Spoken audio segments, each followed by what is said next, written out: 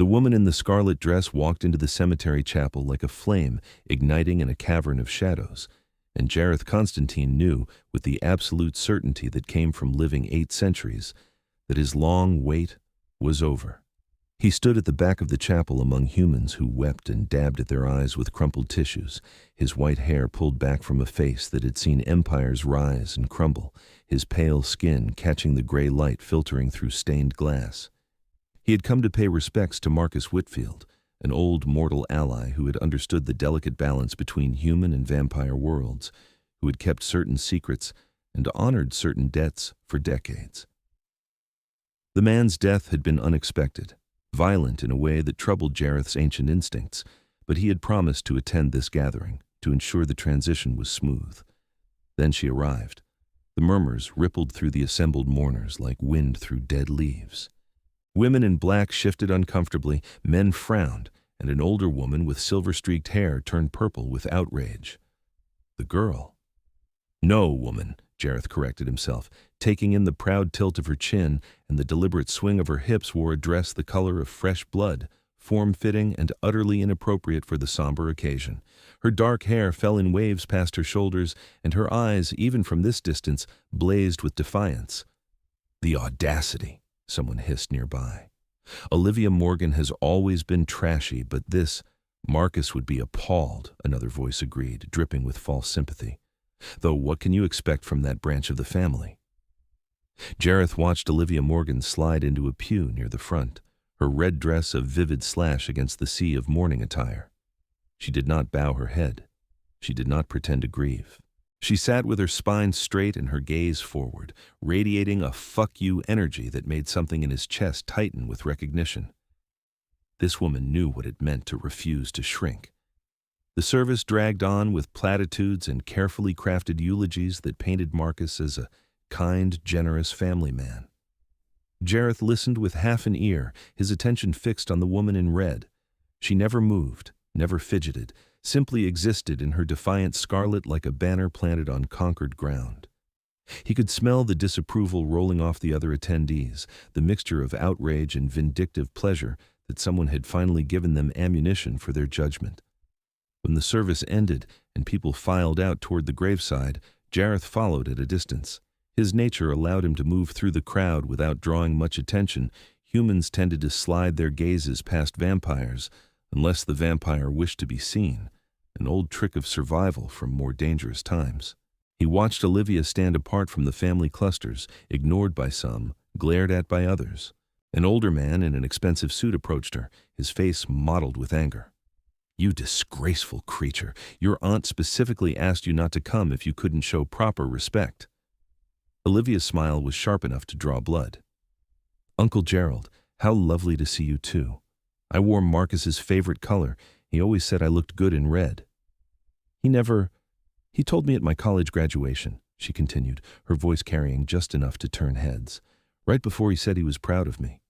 I believe those were the last words he spoke to me directly, actually, since the rest of you spent the last 5 years making sure we never crossed paths." Gerald's mouth opened and closed like a landed fish. "We were protecting him from your lifestyle choices.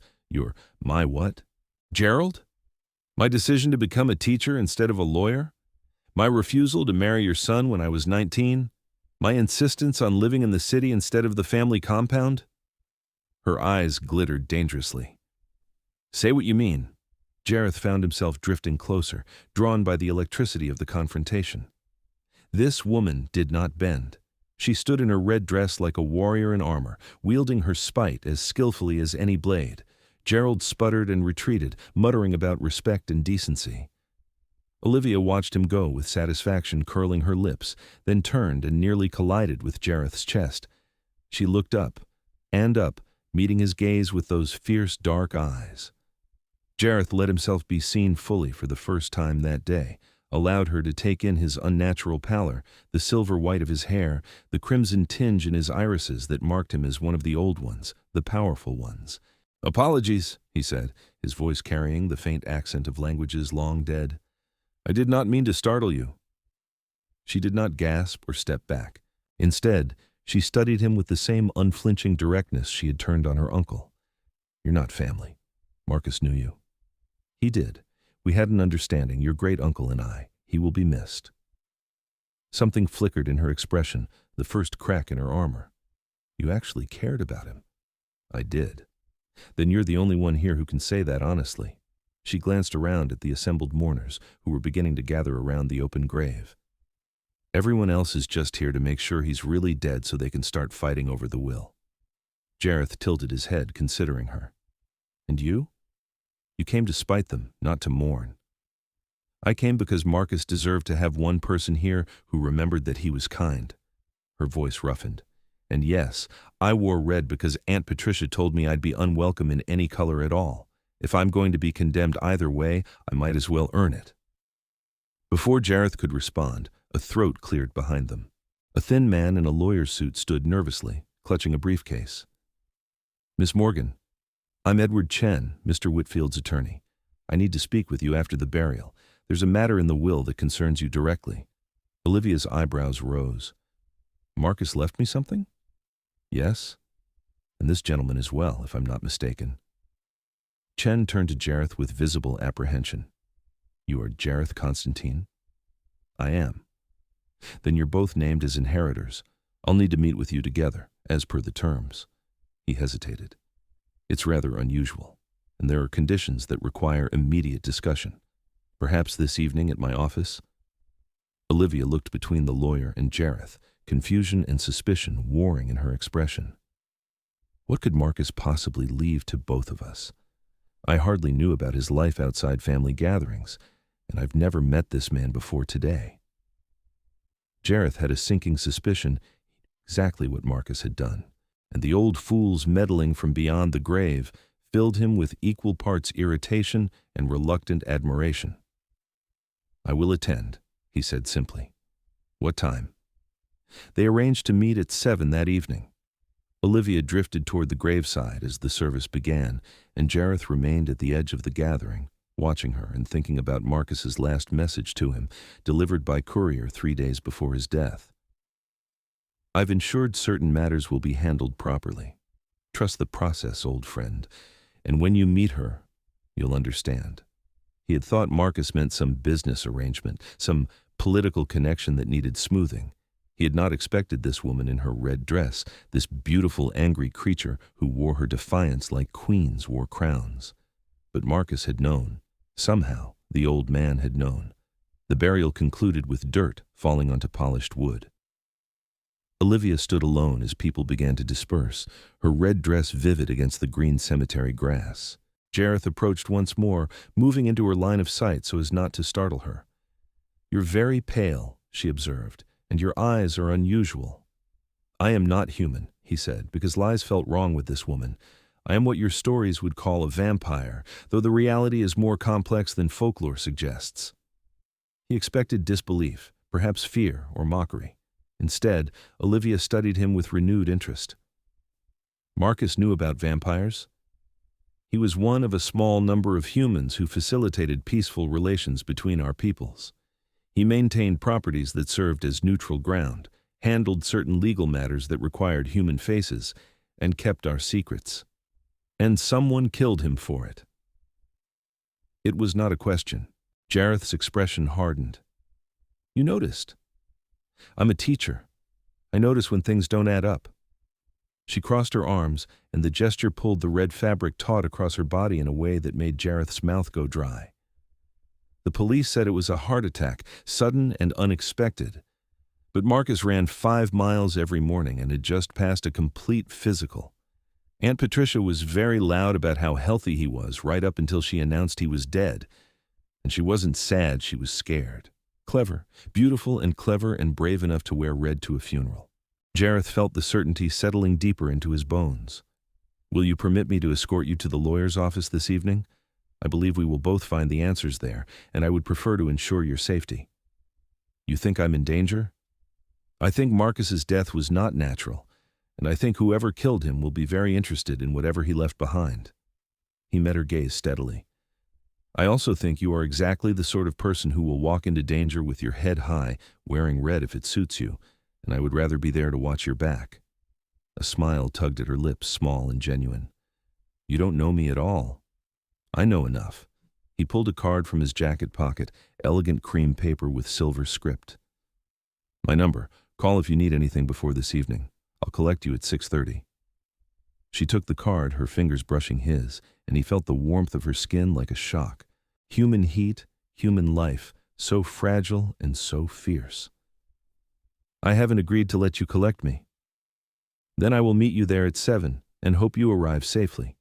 He inclined his head in a gesture that was part bow, part acknowledgement. Until this evening, Olivia Morgan.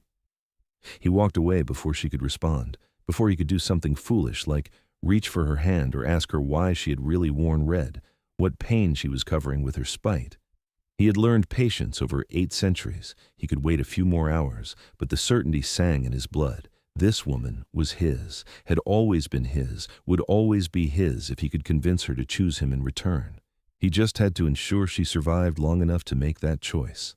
Jareth arrived at Edward Chen's office at 6:15, early enough to secure the perimeter and make certain assessments. The building was modern glass and steel, but Chen's office occupied the top floor with old-fashioned wood paneling and the scent of leather and paper. Protection sigils were carved discreetly into the doorframe Marcus's work, ensuring the space remained neutral ground. Olivia arrived at 6:55, having clearly ignored his offer of escort. She had changed from the red dress into dark jeans and a crimson sweater that still managed to look defiant, and she carried herself with the same unbowed pride. Jareth rose from the chair where he had been waiting, and Chen visibly relaxed at having both parties present. "Thank you for coming," the lawyer said, gesturing them to seats across from his desk. "This is an unusual situation, and I'll be frank. Marcus gave me very specific instructions, and he seemed to know his time was limited." Olivia leaned forward. "You think he knew someone was going to kill him?" Chen paled. "I couldn't possibly speculate." "But you thought it," she pressed. "You thought it was strange that he updated his will 2 weeks ago and told you to expedite the reading if anything happened to him." "Miss Morgan, Edward," Jareth interrupted gently. "We are all aware that Marcus's death was unnatural. You may speak freely. These walls are protected." The lawyer sagged slightly, relief and worry mixing in his expression. "He was afraid. He wouldn't tell me details, but he said certain family members had become compromised, that they were being used by people who wanted access to his properties and his records. He said that if anything happened to him, I was to ensure his primary estate went jointly to the two of you, with specific conditions." He pulled out a thick folder and spread documents across the desk. Jareth recognized the property immediately, the Crestwood estate, a sprawling vineyard in the countryside that Marcus had maintained for decades. It served as a way station between vampire territories, neutral ground where treaties could be negotiated and disputes settled without bloodshed. "He left us a vineyard?" Olivia asked, bewildered. "Together? We don't even know each other." "The conditions state that you must both reside on the property for a minimum of 6 months, working together to maintain the grounds and the business. If either of you refuses or abandons the arrangement, the entire estate passes to a conservation trust and neither inherits anything." Additionally, Chen hesitated, looking at Jareth. "There are certain sealed records that Marcus maintained, records concerning non-human residents and agreements. Those transfer to Mr. Konstantin's sole care, but only after the 6-month period is successfully completed." Jareth saw the trap Marcus had laid, loving and infuriating in equal measure. The old man had known that Jareth needed those records, that they contained information about treaties and bloodline agreements going back centuries. Without them, disputes that Marcus had helped mediate would reignite, potentially causing violence between vampire houses and human communities alike. And he had tied access to those records to this woman, this fierce creature in her red dress, forcing Jareth to spend 6 months in close quarters with her. Marcus had been matchmaking from beyond the grave. "This is insane," Olivia said flatly. "I have a job. I teach 4th grade. I can't just abandon my students to run a vineyard with a vampire I met at a funeral." "The school year ends in 3 weeks, Chen noted, consulting his papers. "Marcus was very thorough. He's also established a trust that will cover your living expenses for the 6 months, and if you choose to continue teaching afterward, the vineyard income should provide substantial support." "You're saying he planned this down to the timing of the school year?" "He did." Olivia turned to Jareth, her eyes searching his face. What do you get out of this, besides the records? He could lie. He could tell her about the political necessity, the treaties, and the balance of power. Instead, he found himself answering with uncomfortable honesty. A chance to honor my friend's last wish, and perhaps the opportunity to know the woman who wore red to spite her family. Color rose in her cheeks. That's not a reason to spend 6 months playing house with a stranger. No, he agreed.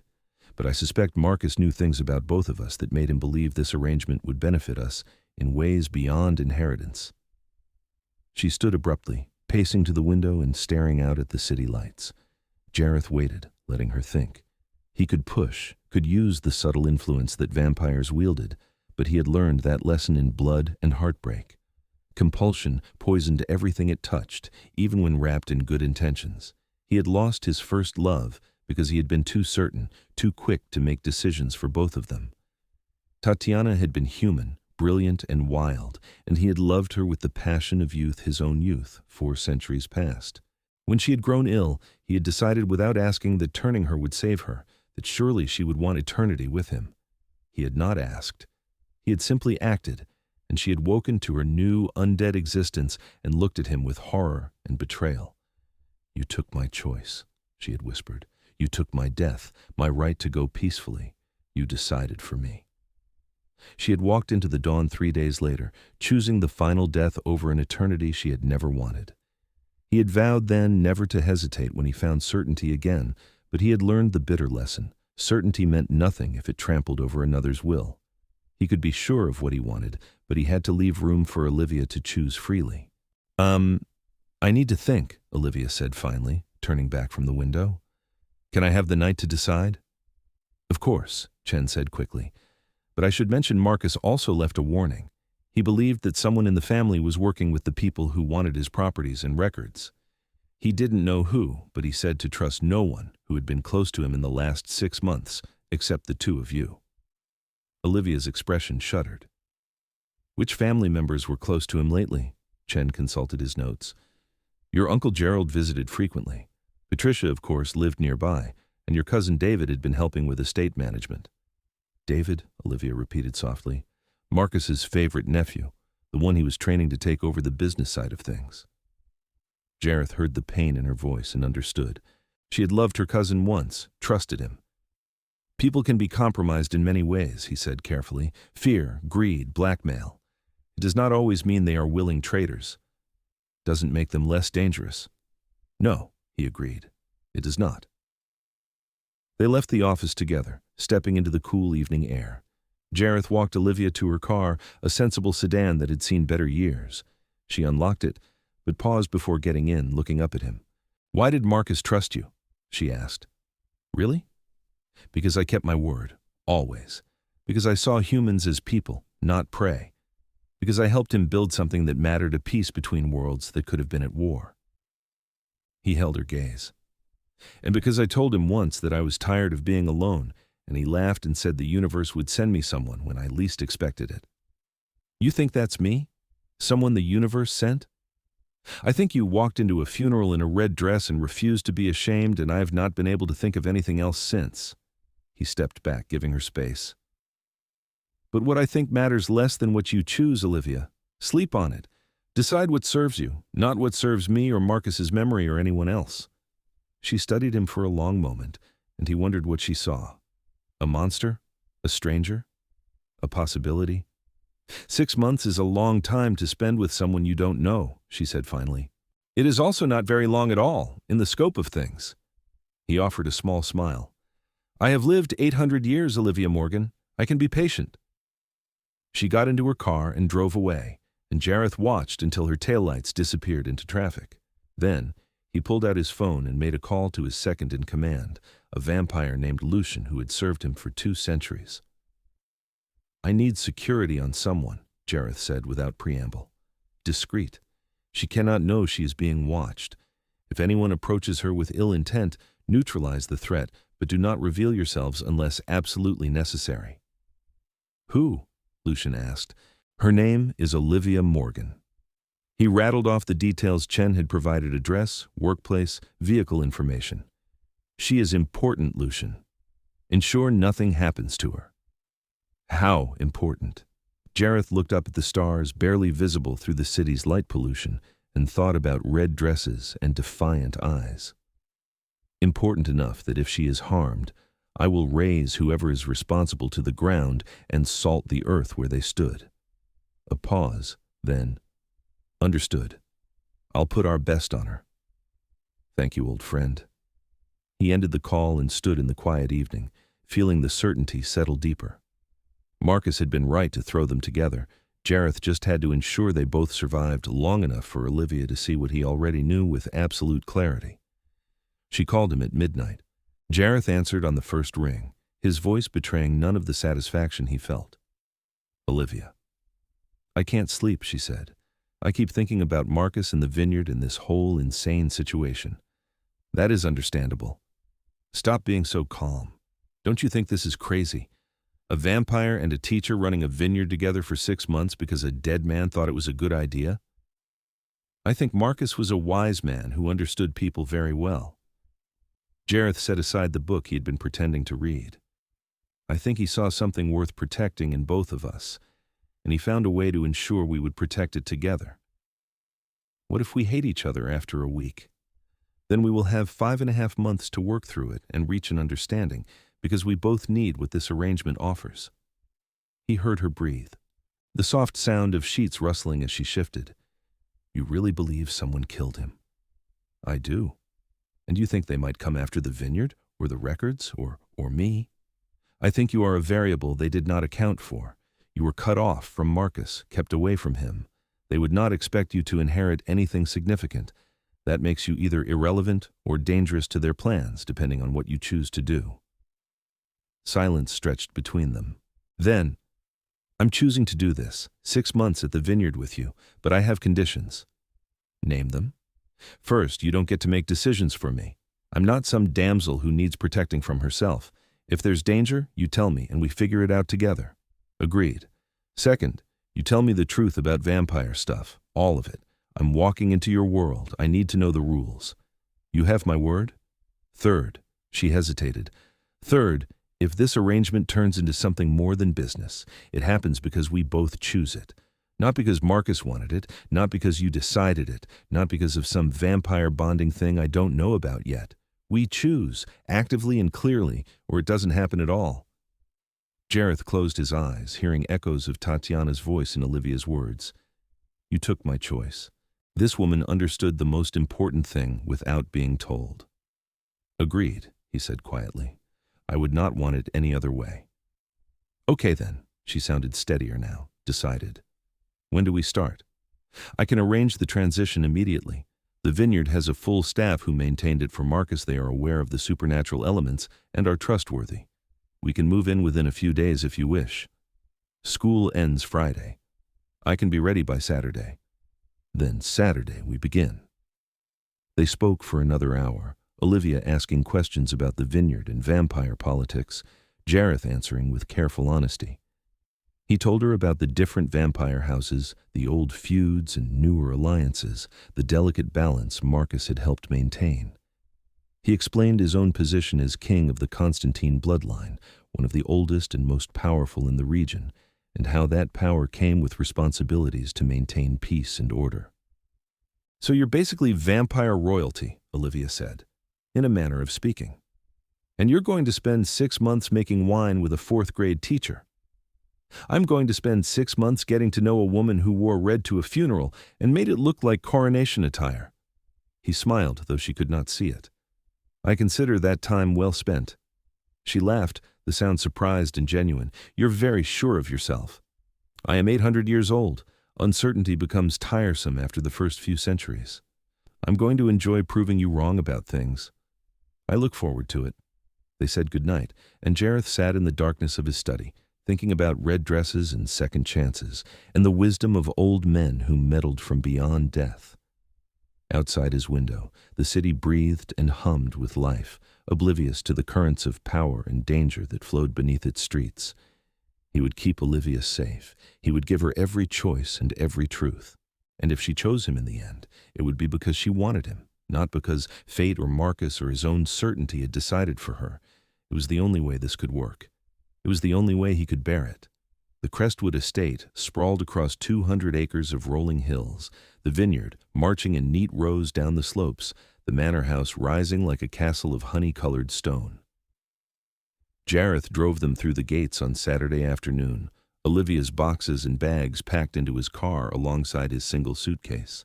She'd been quiet during the drive, watching the landscape change from urban sprawl to countryside. But as the manor came into view, she let out a low whistle. Marcus lived here? He maintained it, but he rarely lived here full-time. It served primarily as neutral ground for negotiations and a working vineyard that provided income and cover. Jareth pulled up to the front entrance where a small staff waited. The people who work here are human, but they are aware of what we are and what this place represents. They are loyal and well compensated. A middle-aged woman with kind eyes stepped forward as they exited the car. Mr. Konstantin, welcome, and you must be Miss Morgan. I'm Helen, the house manager.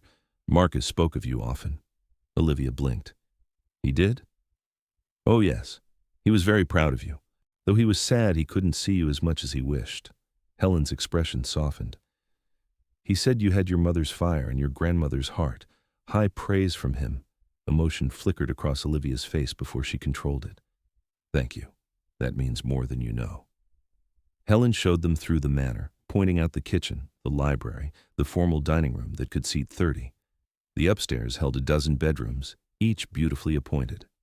She led them to opposite wings, Jareth's rooms facing east with blackout shutters and reinforced locks, Olivia's facing west with windows that caught the sunset. We've prepared both suites as per Marcus's instructions, Helen said. But of course, you may arrange yourselves however you prefer.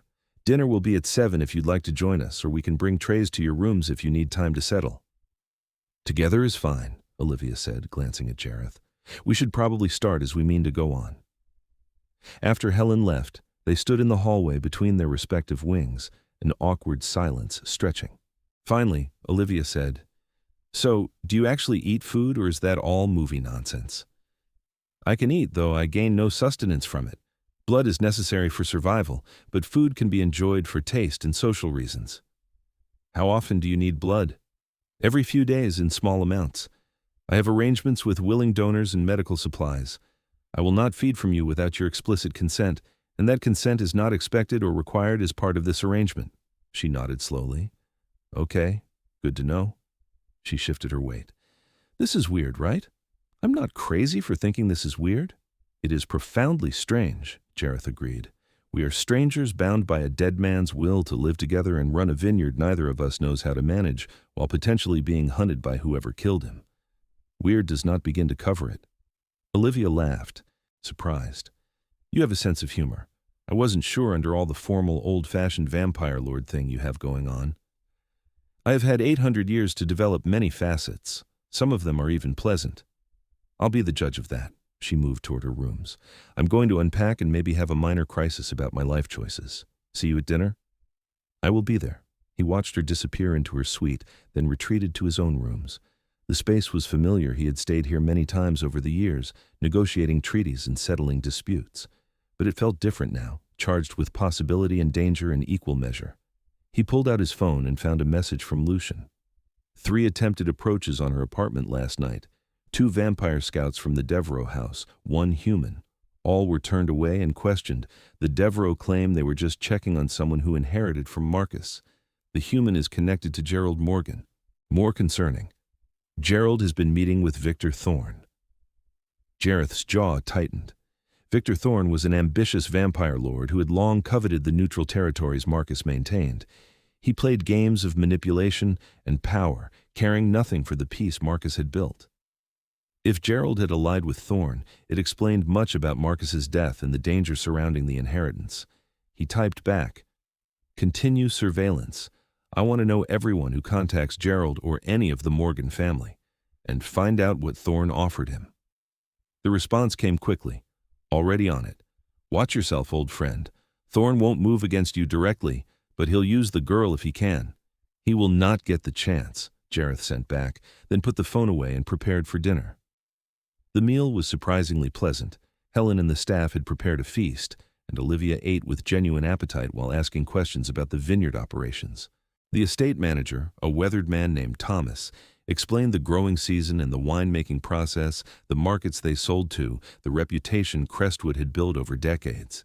Marcus knew wine, Thomas said with obvious respect. But more than that, he knew people. He'd host gatherings here, bring together folks who'd normally be at each other's throats, and by the end of the weekend, they'd be drinking together and finding common ground. That's what this place really is, Jareth added. Not just a vineyard, but a space where old enemies can meet without fear of ambush or betrayal.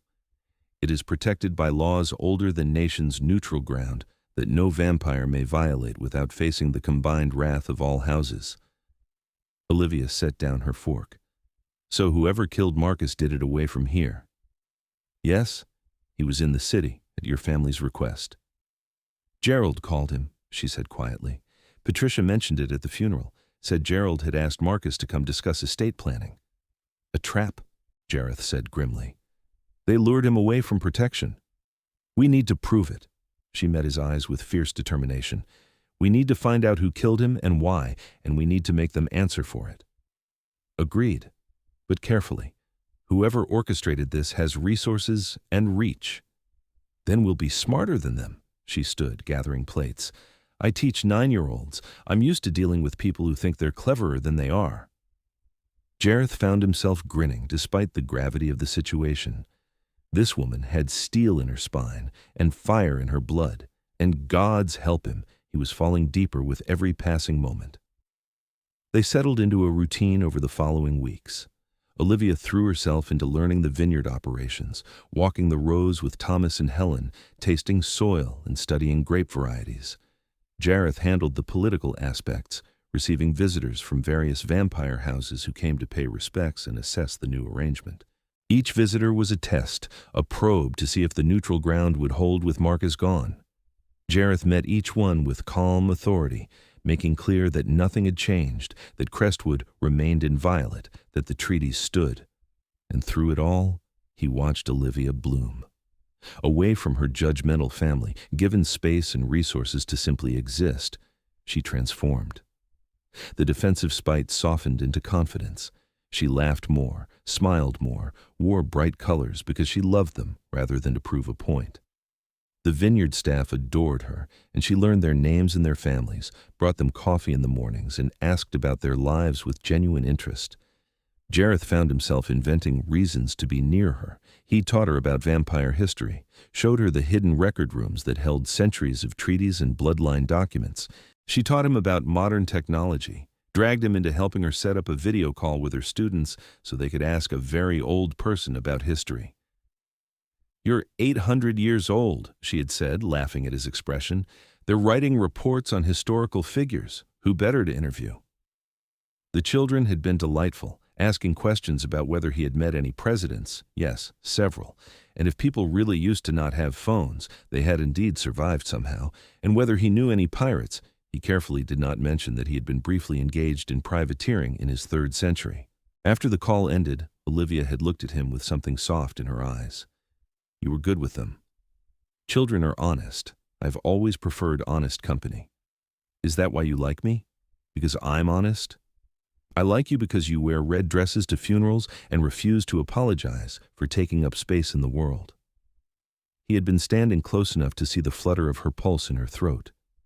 Because you are fierce and kind and brilliant, and because when I am near you, I remember what it felt like to be young and certain that the world held wonders. She had swayed toward him, and he had held perfectly still, letting her make the choice. But Helen had knocked on the door then, needing help with the delivery, and the moment had passed. Still, something had shifted between them. They began spending evenings in the library, Olivia grading papers while Jareth worked through Marcus's records. She would curl up in an armchair with her red pen, and he would sit at the desk, and they would exist in comfortable silence punctuated by occasional questions or observations. It was during one of these evenings, 6 weeks into their arrangement, that Jareth found the discrepancy. Olivia, he said slowly, staring at a ledger entry. What do you know about David's business dealings? She looked up from a student essay. My cousin? Not much. He worked in finance before Marcus brought him into the estate management. Why? Because there are large transfers here, payments going out to shell companies that I cannot trace. Marcus noted them as DM approved, but the amounts are substantial and the timing is suspicious. Olivia set aside her papers and came to look over his shoulder. She smelled like vanilla in summer, and it took all of Jareth's control to focus on the ledger. When did these start? 6 months ago, her breath caught. Right when Marcus changed his will, right when Chen said Marcus got scared. Yes, Jareth pulled up more records, cross-referencing dates. And look, each payment corresponds with a visit from David. He would come to the estate, meet with Marcus, and within days a transfer would process. Blackmail, Olivia suggested. Or payment for something? Or, a cold voice said from the doorway, payment to keep quiet about things Uncle Marcus didn't want known. They both spun to find David Morgan standing in the library entrance, flanked by 2 pale-skinned figures with the telltale crimson eyes of vampires. David looked exhausted, his expensive suit rumpled, his face haggard with stress and fear. "David," Olivia breathed, "what are you doing here?" "I'm sorry, Liv. I'm so sorry." His voice cracked. "They said they wouldn't hurt you if I cooperated. They said you'd never even know. But then Marcus changed the will and left you the estate, and everything went to hell." The vampire on David's right smiled, showing too many teeth. He was tall and elegant, his white hair swept back from a face of classical beauty marred by cruelty in his eyes. "Jareth Konstantin, how delightful to finally meet properly. I am Victor Thorne." Jareth moved smoothly to place himself between Olivia and the newcomers. "You violate neutral ground, Thorne. That's a death sentence by all treaty law." "I was invited," Victor purred, gesturing to David. "By the heir, no less. Surely that grants me dispensation." "He inherited nothing," Jareth said coldly, "and he has no authority to invite anyone here." "Ah, but that is where things get interesting." Victor's gaze slid to Olivia. "Because dear David here has been very helpful in explaining the terms of Marcus's will. 6 months you must remain, working together. But if one of you dies, well, the arrangement becomes void, does it not? The survivor gets nothing, and everything passes to the trust." "Which you've somehow arranged to control," Olivia said, her voice steady despite the fear Jareth could smell on her. "You kill us both, seize the estate through David or Gerald or whoever else you've compromised, and suddenly neutral ground becomes your territory." "She's clever," Victor observed. "I see why you like her, Konstantin. Such a pity she'll have to die. But you understand I cannot have you both disappearing into this estate for 6 months, solidifying alliances and rallying the other houses against me. Much better to end it now, tragically, and reshape the power structure while everyone is still grieving." Jareth felt his fangs extend, felt the predator rising in his blood. "You will not touch her." "I don't have to." Victor nodded to his companion, who moved with inhuman speed toward Olivia. Jareth was faster. He caught the attacking vampire mid-lunge, his hand closing around the creature's throat with crushing force. They went down in a tangle, crashing into bookcases and sending leather-bound volumes flying. Jareth was older, stronger, fueled by protective fury that made him savage. He tore out his opponent's throat in one vicious motion, then hurled the body aside and rounded on Victor. But Victor had Olivia now, one pale hand fisted in her hair, the other holding a silver blade to her throat. "One more step and I open her veins. You'll smell her dying before you can reach me." Jareth froze, every muscle locked with the effort of not launching himself forward. "This will not end the way you hope, Thorne. Kill her and you make an enemy of my entire bloodline. We will hunt you through centuries." "Perhaps, but you'll be too grief-stricken to coordinate it effectively." Victor inhaled against Olivia's hair, making her flinch. "She smells divine. I see why you're so besotted. First Tatiana, now this one. You have unfortunate taste in fragile human women, Konstantin." The name hit like a blade. Jareth's vision narrowed, memories crashing over him, Tatiana's face in the dawn light, the way she had looked at him with betrayal and sorrow before she walked into the sun. He had lost her because he had chosen for her, because his certainty had overridden her will. He could not lose Olivia the same way, could not let her die because he had been too sure, too focused on protecting her to see the trap until it was sprung. "Let me make you an offer," Victor continued. You leave now, walk away from the girl and the estate, and I'll make her death quick, painless. You can even have a head start before I come for you. Call it professional courtesy between old powers. Jareth met Olivia's eyes across the space between them. She was terrified, but not broken, her gaze fierce even with the blade at her throat. And in that moment, he knew what he had to do. He had to trust her to make the choice, even if it meant risking everything. Olivia, he said quietly, his voice carrying to her alone. Do you trust me? Yes, she said without hesitation. Then when I move, drop straight down. Do not hesitate. She's not fast enough, Victor taunted. The moment she shifts, I'll cut. Olivia drove her elbow back into Victor's ribs with all her strength and dropped like a stone, just as Jareth had told her to. The silver blade whistled through empty air where her throat had been. Jareth crossed the space between them faster than human eyes could track, his hand closing on Victor's wrist and snapping bone with an audible crack. The blade clattered to the floor. Jareth swept Olivia behind him with his free arm and faced Victor with death in his eyes. You lose, he said simply. Victor was fast, but pain and surprise had slowed him.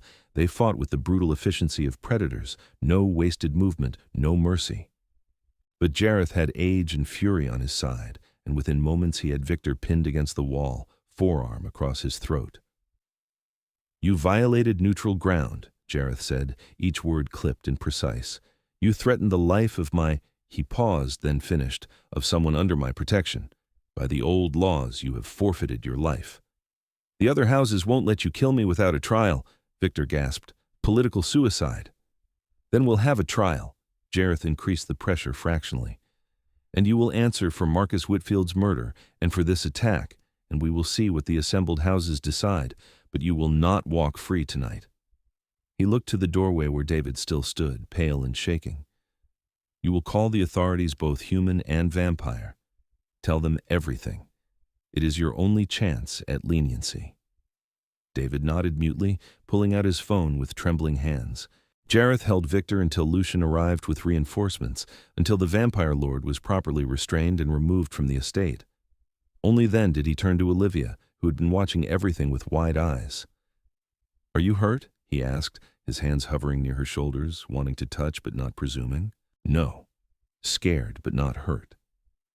She looked at the dead vampire on the floor, the blood splattered across priceless books, the destruction of their peaceful library. You killed him.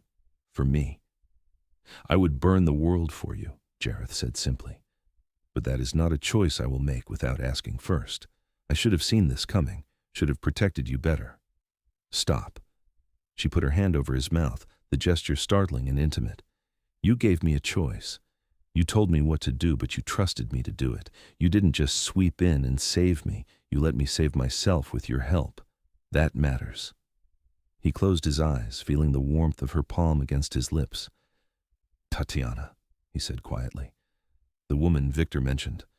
I loved her, and I lost her because I made her choices for her. I turned her vampire without asking, thinking I was saving her. And she couldn't forgive me. She walked into the sun rather than live an eternity she hadn't chosen.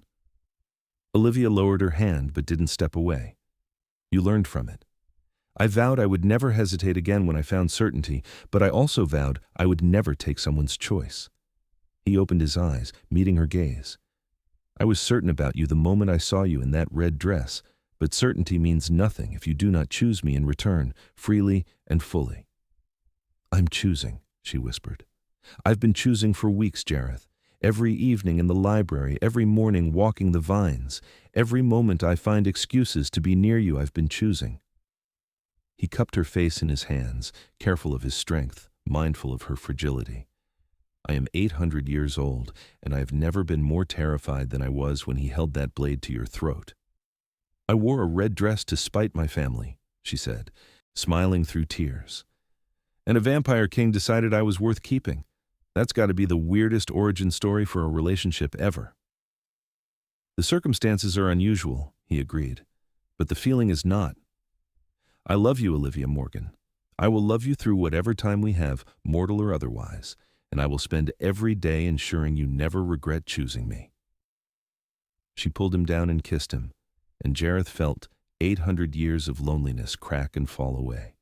She tasted like hope and wine and summer, like every good thing he had thought lost to him. He kissed her with reverence and hunger, with the certainty that had never left and the patience he had finally learned. When they finally broke apart, both breathing hard, Olivia laughed shakily. So that happened. It did. In a library full of vampire blood and broken furniture. Not the most romantic setting, he admitted. I don't know. It feels very us. She took his hand, threading their fingers together. What happens now? With Victor and David and all of it? Now we call the Vampire Council and present evidence. David will testify about Victor's coercion and blackmail, about how Victor orchestrated Marcus's death. The council will convene a trial, and justice will be served. He squeezed her hand gently. And we will finish our 6 months here, learning the vineyard and building something Marcus would be proud of. And after the 6 months? After, we choose what comes next. Together. The trial took 3 weeks to arrange, but when it convened in the great hall of Crestwood Estate, the assembled vampire houses came with full delegations. Jareth presented the evidence methodically.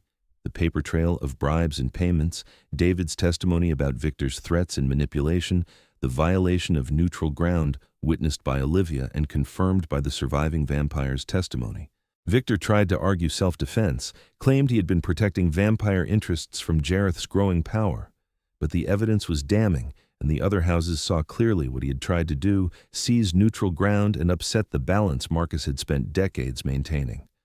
The vote was unanimous. Victor Thorne was stripped of his title and holdings, exiled from all vampire territories, and marked for death should he ever return. David Morgan was given leniency for his cooperation, but he would never be trusted with estate matters again. Gerald Morgan, found to be complicit in Marcus's death, faced human justice along with vampire sanctions. Through it all, Olivia stood at Jareth's side, wearing a red dress that she had chosen because she loved it, not because she was proving anything. The assembled vampires watched her with curiosity and respect, this human woman who had helped unmask a murderer and stood unflinching before the lords of the night. When the trial concluded and the last delegate had left, Olivia and Jareth walked through the vineyard in the twilight. The grapes were ripening on the vines, purple and green and gold, promising a good harvest. Marcus knew, Olivia said, touching a cluster of grapes gently. He knew we'd be good together. He was an insufferable meddler, Jareth agreed fondly, but he was not wrong. I've been thinking about what comes after. She turned to face him, the dying light catching in her dark hair. After the 6 months. And? I want to keep this place. Keep it as neutral ground, the way Marcus intended.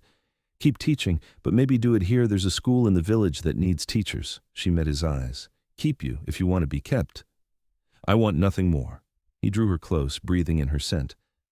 But Olivia, I must ask, have you considered the future is long for me and short for you? I will not turn you without your consent, but I also will not pretend that your mortality does not frighten me. She was quiet for a moment, thoughtful. I'm not ready yet, she said finally. I'm 27. I'm not ready to give up aging, to never have the chance for children if I want them, to step fully into your world. But I'm not saying never either. Then we have time, he said. However much time you wish, I will take it and be grateful. Even if I choose to stay human, to live my normal span and leave you. The question hurt, but he answered honestly. Even then, I would rather have 50 years with you as you choose to be than an eternity with you resenting what you became for me. Your choice. Always, she kissed him softly. Ask me again in a few years, when we've had time to really build a life together, when I've seen what being part of your world truly means. Ask me then, and I'll have a better answer. I will. They stood together as the stars emerged, the vineyard spreading around them in ordered rows, the manor glowing with warm light behind them. It was not the ending Jareth had imagined when he walked into that funeral and saw a woman in red. But it was better, richer, full of possibility and choice and love freely given. Marcus had been right. The universe had sent him someone when he least expected it, and she had chosen to stay. 4 years later, on a summer evening much like that first night, Olivia found Jareth in the vineyard and held out her hand. He took it, noting the deliberate intent in her expression. Ask me, she said. Olivia Morgan, he began, his voice steady despite the hope rising in his chest. "Will you consent to be turned? Will you join me in the long years ahead, if it is truly what you want?" "I will," she said. "I've had time to think, to live, to be sure. I've seen your world and mine, and I know what I'm choosing. I want forever with you, Jareth. I'm ready." He pulled her close, kissing her deeply, tasting salt from happy tears, hers or his, he was not certain. "When?" "Tonight, here in the vineyard under the stars." She smiled against his lips. "I wore red to a funeral once, and it changed my life. I want to wear it again when I choose my new one." That night, in a red dress that gleamed like wine in the moonlight, Olivia lay in Jareth's arms among the grapevines and chose eternity. He was careful, reverent, making sure she felt no pain she did not consent to. When it was done, and she lay in the 3-day sleep of turning, he held her and whispered promises and plans. She woke to her new existence with joy rather than horror, with excitement rather than regret. Her first act as a vampire was to kiss her maker, her lover, her choice. "Hello forever," she said. "Hello, my love," he answered. They ran the vineyard together, building on Marcus's legacy. The Crestwood estate became legendary among vampires and humans alike, a place where peace was possible, where old grudges could be set aside, where the wine flowed red as spite and sweet as love. Olivia never lost her fire, even as she gained immortal grace. She still wore red to important occasions, still refused to shrink or apologize for taking up space. And Jareth loved her more with each passing year, grateful beyond measure that certainty and choice had finally aligned. On their 50th anniversary human years, though they had stopped counting in any way that mattered, they stood in the vineyard and toasted with glasses of their finest vintage. The wine was deep red, bold and unapologetic, everything they had made it to be. "To spite," Olivia said, raising her glass. "To choice," Jareth added. "To Marcus," they said together, who meddled beautifully. They drank, and the wine tasted like memory and hope, like funerals and new beginnings, like a red dress and a vampire king who knew certainty when he saw it. They had forever now, and they chose each other every single day. It was more than enough. It was everything.